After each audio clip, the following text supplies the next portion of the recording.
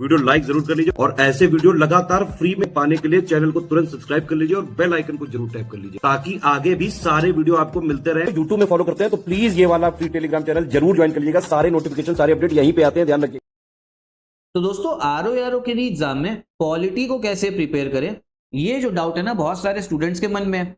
वो लोग कह रहे हैं क्या हम महीना भर दे दे पॉलिटी को पढ़ने के लिए, रिवाइज करने के लिए। तो भाई देखो ऐसे नहीं करना है आपको। पहले आपको पता होना चाहिए कि आरओ में पॉलिटी के क्वेश्चंस कितने पूछे जा रहे हैं।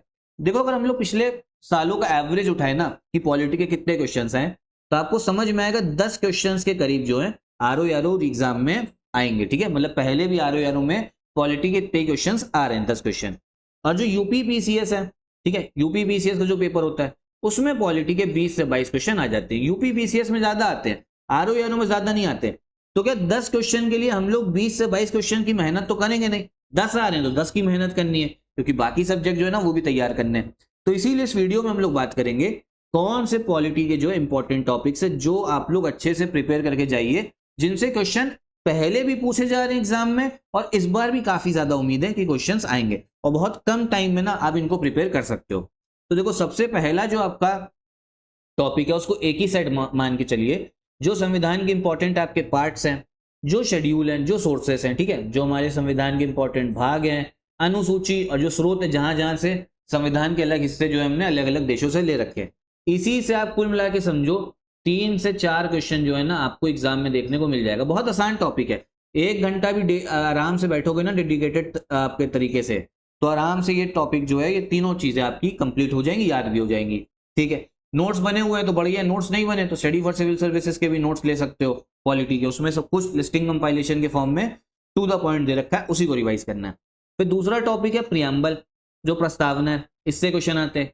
ठीक है, कि आप ये समझो प्रस्तावना जो है क्या इसमें संशोधन अमेंडमेंट हो सकता है, नहीं हो सकता, हो सकता है तो किस साल हुआ है, जो अलग अलग उद्देश्य हैं प्रियम्बल में उनको क्रोनोलॉजी में सेट करने को बोल देगा बस। ठीक है, बहुत छोटा सा आपका क्वेश्चन पूछे जाते हैं, मतलब बहुत छोटा सा अगर नोट्स आपके पास बने हुए हैं वहीं से क्वेश्चन आते हैं। पूरा प्रियम्बल जो है मोटी मोटी बुक्स पढ़ने की कोई भी जरूरत नहीं है, सिर्फ 1 वर्ड जो है इसमें से आपका क्वेश्चन जो है निकल के आता है। फिर तीसरा इंपॉर्टेंट टॉपिक जो है ये भी एक सेट मान के चलिए, हमारे फंडामेंटल राइट्स, फंडामेंटल ड्यूटीज और डीपीएसपी।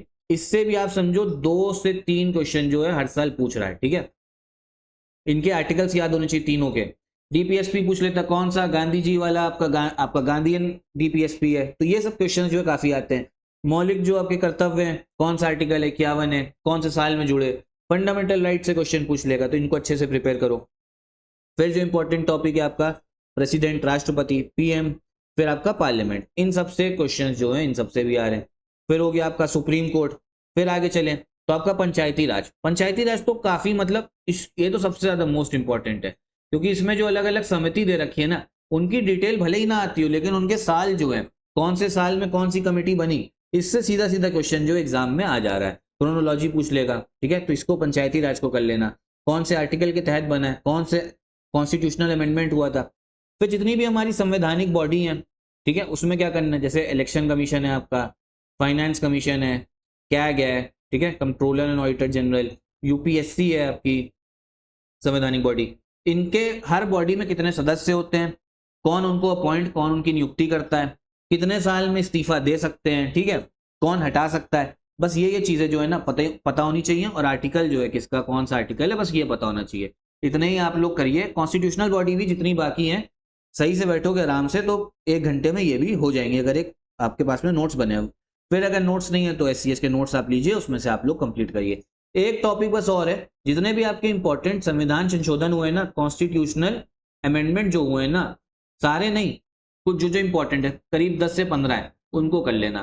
ठीक है, तो बस ये 8 टॉपिक जो है ना इनको अच्छे से करके जाओ। पॉलिटी आप समझो बढ़िया से आपका वहां पे क्वेश्चंस आपको मिलेंगे, इतना कर लीजिएगा। इसके बाद में जो एमसीक्यू है एससीएस के उसको प्रैक्टिस करिए, मॉक टेस्ट प्रैक्टिस करना पॉलिटी का भी आपको मॉक टेस्ट है उसको देखना, तो जाके ना आपका बढ़िया से पॉलिटी तैयार होगा। और कुल मिला के आप समझो सिर्फ आपको इसमें 5 से 6 दिन का ही समय लगेगा सब कुछ करने में, एमसीक्यू भी, टेस्ट सीरीज भी प्रैक्टिस करने में, और पॉलिटी जो है ना तैयार हो जाएगा। तो यही स्ट्रैटेजी आपको अपने एग्जाम के लिए रखनी है।